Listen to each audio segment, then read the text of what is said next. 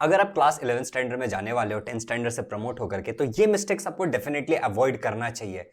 अब तुम ये मिस्टेक्स अवॉइड करोगे या नहीं करोगे वो तो बाद की बात है, लेकिन तुम्हें पता हो कि इन मिस्टेक्स को नहीं करना है, ये जरूरी बात है। Myself Shivam Jha, an educator by choice, a memory coach and a creative learner, and I welcome you all in this video जहां पे हम बात करने वाले होंगे don't do this 7 mistake if you are in 11th standard. ऐसे 7 mistake के बारे में जो आपको नहीं करनी चाहिए अगर आप 11th में हो तो। एंड हाँ, तुम 11th में आ गए हो तो मेरे पास तुम्हारे लिए एक चीज है जो दे करके तुम 11th स्टैंडर्ड की पढ़ाई कंटिन्यू कर सकते हो। चलो आगे बढ़ते हैं एंड बात करते हैं पहले मिस्टेक की। जो सबसे पहला मिस्टेक है वो होता है लोग क्या कहेंगे। तुम समझ रहे हो, जब तुम 10th से निकलते हो तो 10th में भी तुम्हारे मन में कहीं ना कहीं एक वो होता है पॉइंट कि यार अगर मेरे मार्क्स कम आ गए तो लोग क्या कहेंगे, ये हो जाएगा तो क्या कहेंगे, वो हो जाएंगे तो क्या कहेंगे। ठीक है, नाउ अब ये थोड़ा एक लेवल ऊपर चला जाता है और एक्सट्रीम लेवल पे होता है यहाँ पे भाई। ठीक है, शायद 12th के बाद तुम्हें कोई फर्क नहीं पड़ेगा कि लोग क्या कहेंगे, लेकिन 11th 12th में तुम्हें बहुत फर्क पड़ता है इस बात से कि लोग क्या कहेंगे। क्योंकि तुम भाई साहब जा रहे होते हो 11th 12th में JEE नीट कोई तो कॉम्पिटेटिव एग्जाम, या फिर तुम्हारा रहता है कि मुझे यार इंजीनियरिंग करनी है, मेडिकल जाना है, कुछ ना कुछ तो करना होता है तुम्हें। उसके लिए कोई ना कोई एग्जाम निकालनी होती है या फिर कोई ना कोई अच्छे कॉलेज में एडमिशन लेने के लिए यार, मतलब बहुत सारी चीजें होती है तुम्हारे माइंड में जब तुम जाओगे तो। ठीक है, जर्नी में जब तुम जाओगे ना तो तुम्हें पता चलेगा बहुत सारी चीजें आएंगी और तुम्हारे मन में बार बार आएगा कि भाई लोग क्या कहेंगे। अब लोगों का क्या कर सकते हैं, लोग तो कुछ ना कुछ कहेंगे ही, मगर क्या तुम्हें लोगों के कहने से फर्क पड़ना चाहिए? मुझे बताओ, कौन क्या सोचता है इससे तुम्हें फर्क पड़ना चाहिए? नहीं, बिल्कुल नहीं पड़ना चाहिए। तुम्हें बस दो लोग क्या सोचेंगे क्या कहेंगे इससे फर्क पड़ना चाहिए। एंड वो दो कौन होते हैं तुम्हें पता है? तुम नीचे कमेंट करके बताओगे वो दो कौन से लोग होते हैं तुम्हारे लाइफ में जिनके बोलने से या कहने से या सोचने से तुम्हारे लाइफ में कोई फर्क पड़ना चाहिए। बाकी दुनिया तो सोचती रहेगी, उनका काम है सोचना।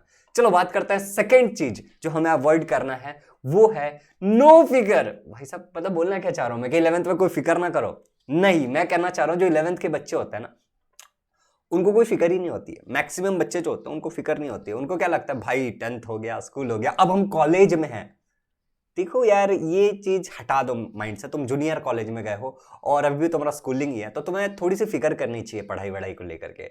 एकदम ऐसे ना हो जाओ कि यार कोई फिक्र ही नहीं है, कोई लेना देना ही नहीं है, पढ़ नहीं रहे हो, कुछ नहीं कर रहे हो। मतलब कुछ लोग सीरियसली नहीं लेते हैं। ठीक है, अभी तो तुम्हारा ऑनलाइन है मैक्सिमम चीजें, लेकिन जब ऑफलाइन होगा तब तुम देखोगे ना कि लोग सीरियसली नहीं लेते 11th में। और तुमने सुना होगा ना कि 10th में किसी को यार 90% आ गया और उसको सीधे सीधे 60 या 40% आ रहा है 12th में 11th में। तो उसके पीछे का जो मेन कारण होता है वो क्या होता है मालूम है? लोगों को कोई फिक्र नहीं होती है। तो सबसे पहले तो मैं बोलना चाहूंगा कि लोग क्या कहेंगे वो छोड़ देना, लेकिन तुम्हें थोड़ा सा फिक्र करना चाहिए। ठीक है, क्योंकि इट्स अबाउट योर लाइफ। तुम अपने लाइफ का एक ऐसे पॉइंट पे हो जहां से तुम कुछ फैसले लेकर के आगे बढ़ोगे। अच्छा, वो फैसले बदलेंगे नहीं, लेकिन जरूरी नहीं है कि वो फैसले अपना इंपैक्ट दिखाएंगे ही दिखाएंगे। ठीक है, हो सकता है कि आगे कुछ बहुत बढ़िया हो सकता है कि तुम रिग्रेट करो। तो तुम्हें थोड़ा सा मतलब अवेयर होना है। ऐसा नहीं कि कोई फिक्र ही नहीं है तुम्हें। मैं ये नहीं कह रहा हूं कि तुम एकदम टेंस्ड रहो, मगर मैं कह रहा हूं कि एकदम रिलैक्स्ड भी मत रहो जैसे कोई फर्क ही नहीं पड़ रहा तुम्हें।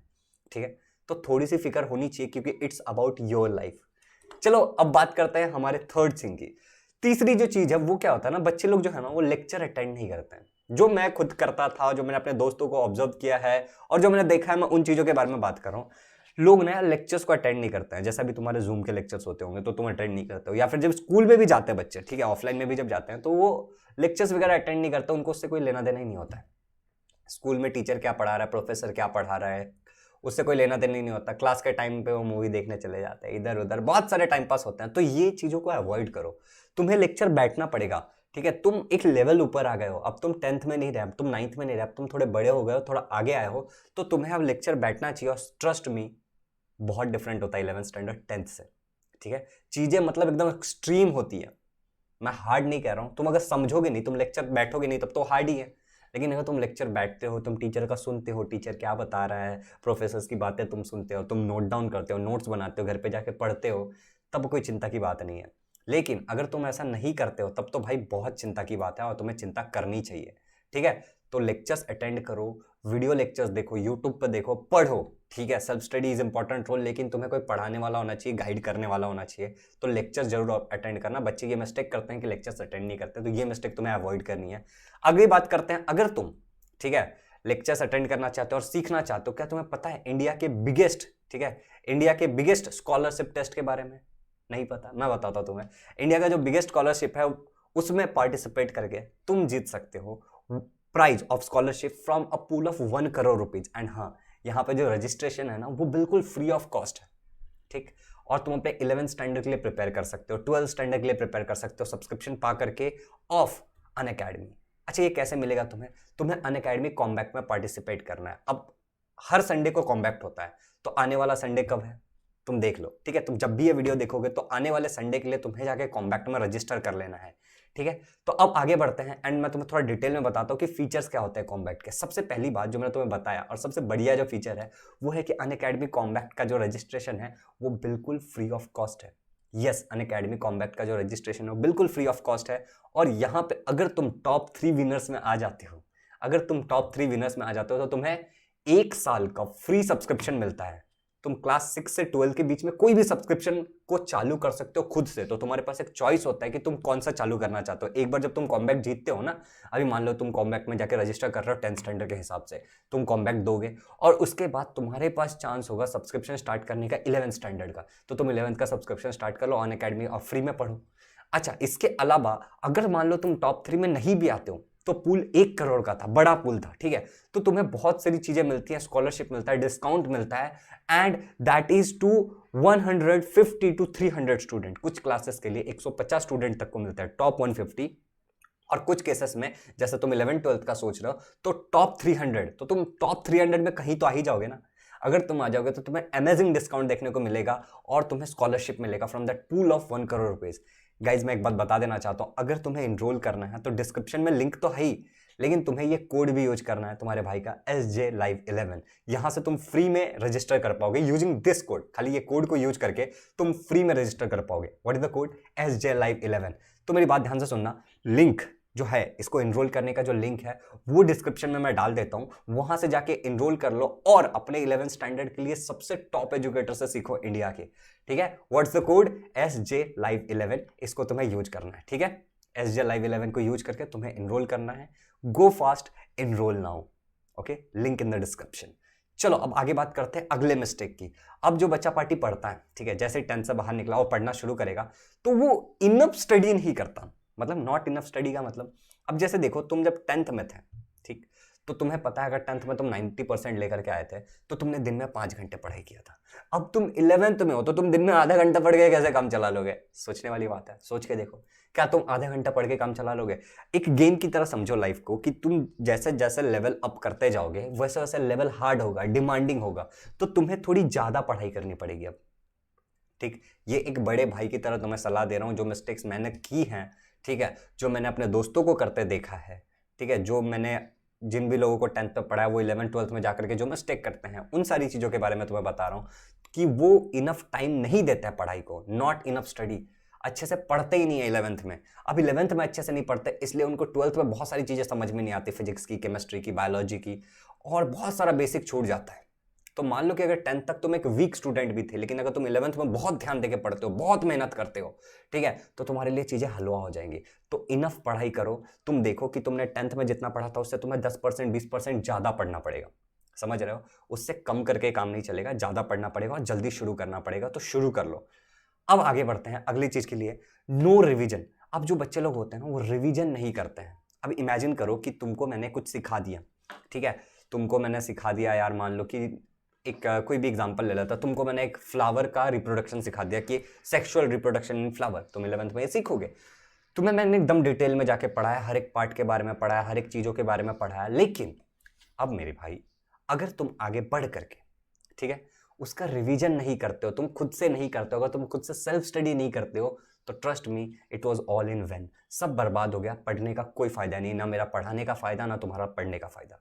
तो तुम्हें जैसे ही पढ़ा उसके बाद तुम्हें घर पे जाके इमीडिएटली उसका रिवीजन करना चाहिए। अच्छा, तुम बार बार करो, जब तुम्हें आ जाए तो तुम्हें रिवीजन करना। रिवीजन का मतलब समझते हो तुम? बिना किताबों के, आंखें बंद करके तुम्हें वो चीजें याद आनी चाहिए। तुम उसको विजुअलाइज कर सकते हो क्या? अगर तुम उसको विजुअलाइज कर सकते हो तो तुम्हारे लिए बहुत आसान है, और अगर तुम विजुअलाइज नहीं कर पा रहे हो तो भाई गड़बड़ है। तुम्हें उसको फिर से पढ़ना चाहिए, फिर से समझना चाहिए।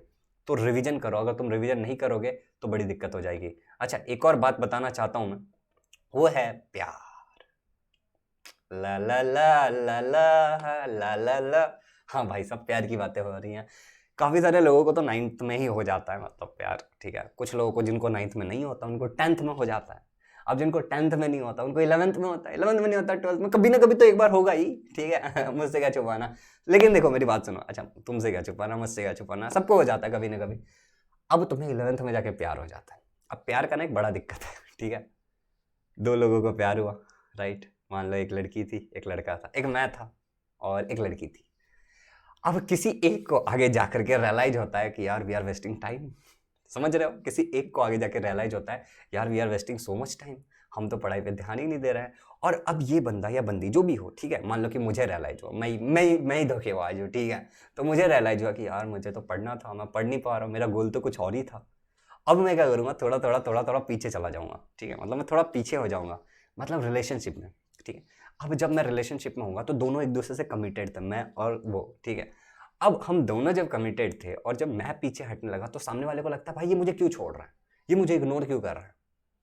अब मुझे भी फ्रस्ट्रेशन होता है, यार मैं तो इसके साथ गलत कर रहा हूँ, मैं तो इसके साथ गलत कर रहा हूँ। और इसे भी लगता है यार तो मेरे साथ गलत हो रहा है, मुझे तो धोखा मिला है, जा बेवफा जा, तुझे प्यार नहीं करना। ठीक है, ऐसी वाली फीलिंग आती है और पूरा 11th का कचरा हो जाता है। तो देखो यार, एक ऑनेस्ट सलाह दूंगा, देखो हो तो जाएगा तुमको, ठीक है, लेकिन एक तरफा ही रहने दो, क्योंकि भाई साहब एक तरफे प्यार की ताकत ही कुछ और है। सुन रहे हो मेरी बात, एक तरफा ही रहने दो, ठीक है। उसको क्रश समझ के छोड़ दो, ठीक है, माइंड में मत घुसने दो, सर पे मत चढ़ने दो उस प्यार को, ठीक है। दो तरफा हो जाएगा ना तो बड़ा गड़बड़ हो जाएगा, मतलब कट जाता है भाई साहब बेसिकली। ठीक है, तो तुमको मैं अच्छे से समझा रहा हूँ, एक बड़े भाई की तरह, एक दोस्त की तरह बता रहा हूँ कि ये वाली जो चीज़ है, ये जो चिड़िया है, अगर तुम इसको थोड़ा अगर दूर रख पाए, कोशिश करके देखो, हो जाता है, ठीक है। काफ़ी लोगों ने किया है, मैंने देखा लोगों को करते हुए। तो अगर तुम इसको दूर कर पाए अपने लाइफ से, ठीक है, मतलब कुछ दिनों के लिए, कुछ सालों के लिए, जब तक तुम जिंदगी में कुछ बन नहीं जाते IAS वाईएएस, ठीक है, अगर तुम थोड़ा सा दूर रख पाए, एक तरफा ही रखो, हो रहा है ठीक है, एक तरफा रखो, तब तक चिल्ड है। लेकिन अगर तुम नहीं समझते हो मेरी बात, ठीक है, अगर तुम मेरी बात नहीं समझते हो और तुम कर लेते हो, तो तुम्हें खुद ही रियलाइज होगा कि यार बताया था, समझाया था। फिर ऐसे देखोगे, ऐसा आईने में देखोगे खुद को और बोलोगे बताया था रे तेरे को, फिर भी तू नहीं समझा, ठीक है। तो एक ये वाली बात हो गई, प्यार व्यार से थोड़ा सावधान रहना। ये भी 11th में पढ़ाई छोड़ करके प्यार करने को मैं एक मिस्टेक कंसिडर करता हूँ। मैं प्यार को तो मिस्टेक कंसिडर नहीं करता हूँ, लेकिन पढ़ाई वढ़ाई छोड़ करके अगर तुम प्यार करने बैठ गए खाली, तब मैं इसको मिस्टेक कंसिडर करता हूँ। तो भाई साहब सावधान। ओके, अगली बात करते हैं प्रोक्रेस्टिनेशन। भैया ये क्या होता है, ये प्रोक्रेस्टिनेशन क्या होता है भैया? भाई साहब ये बहुत ही खूबसूरत चीज़ होती है प्रोक्रेस्टिनेशन, ठीक। जैसे तुम कॉलेज में गए या फिर तुम अभी ऑनलाइन पढ़ रहे हो, जूम वगैरह पे पढ़ रहे हो, और फिर तुम्हें टीचर बोलेंगे कि भाई साहब इसको पढ़ लेना। अब तुम बोलोगे अरे 1 घंटे 2 घंटे लेक्चर में बैठे हैं, अब कौन बैठ के पढ़े, हमसे कहाँ हो पाएगा। तो तुम करोगे प्रोक्रेस्टिनेट। अब अगर तुम प्रोक्रेस्टिनेट करोगे तो काम कौन करेगा, सोच के देखो। या तो तुम प्रोक्रेस्टिनेट कर लो या तो तुम काम कर लो, ठीक है। तो रिजल्ट किसको मिलने वाला है, फल किसको खाना है? आज के काम को अगर तुम कल पे टालोगे तो कल जो काम है वो भी आ जाएगा, और आज का जो टाला था वो भी आ जाएगा। अब ज्यादा काम करना पड़ेगा तुम्हें, और ऐसे करते करते बहुत ज्यादा काम एक साथ आ जाता है और तुम कुछ नहीं कर पाते। समझ में आया? तो कई लोगों का 11th 10th और 12th इसी में चला जाता है कि बार बार शुरू करते हैं लेकिन खत्म ही नहीं होता प्रोक्रेस्टिनेशन के कारण। तो ये वाली एक चीज को तुम्हें अवॉइड करनी है। आज का काम अगर आज ही खत्म कर लेते हो तो चीजें बहुत आसान हो जाएगी। फॉर एग्जाम्पल मुझे ये वीडियो बनाता, देखो मैंने पहले 9th के लिए बनाया, फिर 10th के लिए बनाया, अब मैं 11th के लिए बना रहा हूँ, ठीक है। तो मुझे ये आज बनाना था, अगर मैं आज ही ये कर लेता हूँ तो मुझे कल नहीं करना पड़ेगा, ठीक है। तो ये हर एक जगह पे होता है। प्रोक्रेस्टिनेशन ठीक है, लेकिन वो क्षण भंगुर है तो ठीक है, समझ रहे? मतलब अगर छोटा है तो ठीक है, लेकिन अगर वो बहुत लंबा हो रहा है, बहुत सारी चीजें पाइलअप होते जा रही है, इकट्ठा होते जा रही है, तब प्रोक्रेस्टिनेशन खराब है। तो इस बात का थोड़ा ध्यान रखना। अच्छा, तो प्रोक्रेस्टिनेट नहीं करना है तुम्हें। इस बात के लिए तुम्हें एक तुम्हें होमवर्क देता हूं मैं छोटा सा। ये वाले चैनल को तुम अपने सारे छोटे भाई बहनों को और सारे स्कूल में जो भी लोग हैं उनको सजेस्ट करोगे, ठीक है, बिना किसी प्रोक्रेस्टिनेशन से। देखो आदत जो होती है छोटा छोटा करके होता है, ठीक है। तो ये चैनल तुम सबको सजेस्ट करोगे कि इस पे 10th स्टैंडर्ड के बहुत वीडियोस हैं, 9th के आने वाले हैं, CBSE के आने वाले हैं, बहुत सारी चीजें आने वाली हैं। अगर तुम नहीं भी करते हो तो इस बात को याद रखो कि तुम प्रोक्रेस्टिनेट कर रहे हो, ठीक है। तो तुम्हें क्या करना है, बस सिंपली लिंक को किसी और तक शेयर कर देना है। एक छोटा सा काम करके तुम अपनी आदत को सुधार सकते हो। दूसरी एक बात तुम्हें और मैं सजेस्ट करना चाहूंगा, थोड़ा सा आगे बढ़ करके, आउट ऑफ द बॉक्स। 7 बातें तो हो गई हैं कि रात को जब तुम सोने जाओ, ध्यान से सुनना, रात को तुम मान लो 11 बजे सोने जाते हो, 12 बजे, 1 बजे, लेकिन जब भी तुम्हें पता है कि तुम अब सोने जाने वाले हो, उससे तुम्हें 1 से 1.5 घंटे पहले अपने फ़ोन को यूज करना बंद कर देना है। जो भी अलार्म लगाने हैं, जो भी नोट्स लिखने हैं, जो भी लव यू शुभ यू जो भी करना है तुम्हें, जो भी करना है फ़ोन में, ठीक है, वो तुम बैठ करके बेड पर लेट करके नहीं करोगे। जैसे अगर मुझे फ़ोन यूज करना होता ना, तो मैं यहाँ पे लिटरली बैठ करके मैसेज टाइप करता हूँ, बेड पर से उठ के आता हूँ, बैठता हूँ कुर्सी पे, फिर मैसेज टाइप करता हूँ, फिर जाके सोता हूँ फ़ोन को टेबल पे रख के।